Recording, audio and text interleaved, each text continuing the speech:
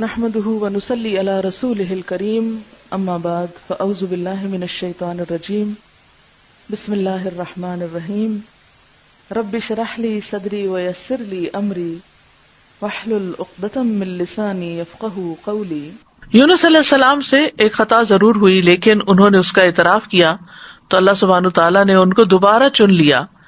نبی صلی اللہ علیہ وسلم نے فرمایا، کسی شخص کے لیے یہ کہنا جائز نہیں کہ میں یونس بن متی سے بہتر ہوں، کہ میں نے وہ غلطی نہیں کی جو ان سے ہو گئی تھی۔ تو یہ یونس علیہ السلام کی دعا ہے، لا الہ الا انت سبحانک انی کنت من الظالمین۔ نبی صلی اللہ علیہ وسلم نے فرمایا، ذوالنون کی دعا جب وہ مچھلی کے پیٹ میں تھے، یعنی لا الہ الا انت سبحانک انی کنت من الظالمین، جب بھی کوئی مسلمان کسی معاملے میں ان الفاظ کے ساتھ اپنے رب سے دعا کرے، وہ دعا اس کے لیے ضرور قبول ہوگی، یعنی یہ دعا کی قبولیت کا ذریعہ بھی ہے۔ یہ دکھ دور کرنے والے کلمات ہیں۔ رسول اللہ صلی اللہ علیہ وسلم نے فرمایا، کیا میں تمہیں ایسی چیز نہ بتاؤں کہ جب تم میں سے کسی آدمی کو دکھ اور پریشانی اور دنیا کی آزمائشوں میں سے کوئی آزمائش آئے تو وہ اس دعا کو پڑھے تو اس کی تکلیف دور ہو جائے گی؟ تو آپ سے کہا گیا کیوں نہیں؟ آپ نے فرمایا، وہ مچھلی والے کی دعا ہے، لا الہ الا انت سبحانک انی کنت من الظالمین، تیرے سوا کوئی الہ نہیں، تو پاک ہے، بے شک میں ہی ظالموں میں سے ہوں۔ طبری کہتے ہیں کہ سلف صالحین ان الفاظ کے ساتھ دعا مانگتے تھے اور اس دعا کو دعائے کرب کہا کرتے تھے، یعنی تکلیف دور کرنے والی دعا کا نام دیتے۔ اور لا الہ الا اللہ جو ہے یہ افضل ترین ذکر ہے، اس کے ذریعے بھی بندے کو پریشانیوں اور غموں سے چھٹکارا ملتا ہے۔ یہاں پر ہم دیکھتے ہیں کہ یونس علیہ السلام کچھ مانگ نہیں رہے، صرف اللہ کی تعریف کر رہے ہیں اور اپنی خطا کا اعتراف کر رہے ہیں۔ تو یاد رکھیے، اہل علم کہتے ہیں کہ دعا کی دو قسمیں ہوتی ہیں، ایک دعائے ثنا اور دوسری دعائے طلب۔ ایک ہے اللہ تعالیٰ کی تعریف پر مبنی دعا اور دوسری درخواست، یعنی کچھ مانگنا اللہ سبحانہ و تعالیٰ سے یا طلب کرنا۔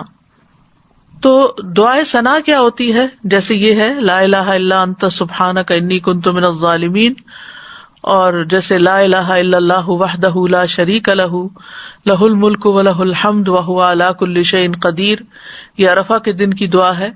اسی طرح ایوب علیہ السلام نے جو دعا کی تھی، انی مسنی الضر وانت ارحم الراحمین، یہ بھی اللہ تعالیٰ کی حمد و ثنا ہے۔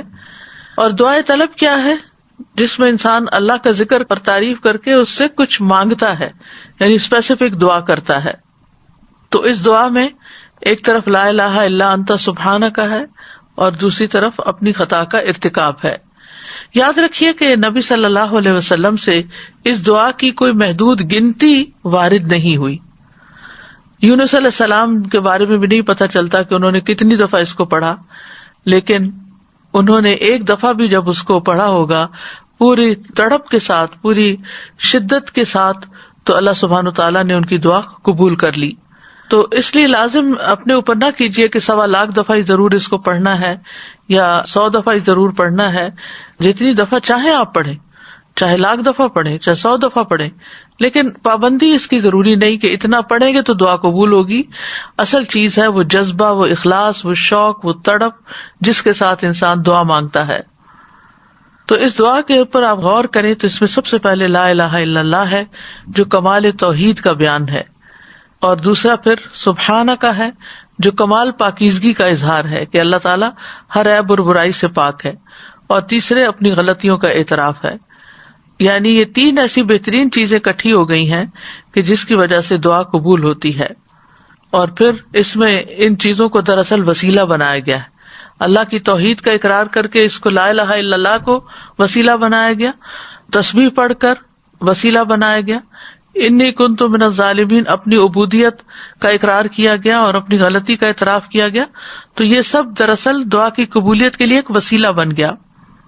ابن قیم کہتے ہیں جہاں تک مچھلی والے کی دعا کا تعلق ہے تو اس میں رب عز و جل کی کمال توحید، اس کی کمال پاکیزگی پائی جاتی ہے، اور اس میں بندے کا اپنے ظلم اور گناہ کا اقرار بھی ہے، اور یہ مصیبت، پریشانی اور غم کے علاجوں میں سب سے مؤثر علاج ہے، اور حاجتوں کو پورا کرنے کے لیے اللہ سبحانہ تعالیٰ تک پہنچنے کا سب سے مؤثر وسیلہ ہے۔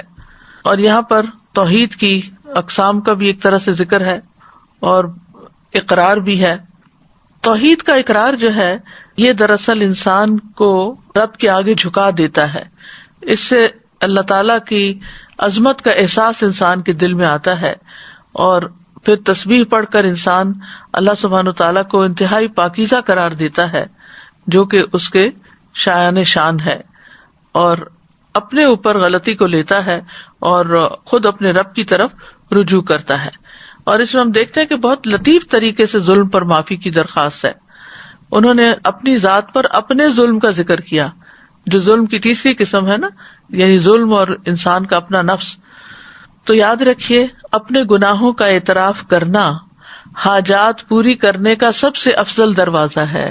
اللہ عظیم ہے، کریم ہے، اس کے آگے مسکین بن جائیں، اس کے آگے فقیر بن جائیں اور ساری قوتوں کا مالک، قدرت کا مالک اسی کو سمجھیں اور پھر اپنے رب کو تڑپ کر پکاریں تو انشاءاللہ دعا قبول ہوگی، غم دور ہو جائیں گے، حاجات پوری ہو جائیں گی انشاءاللہ.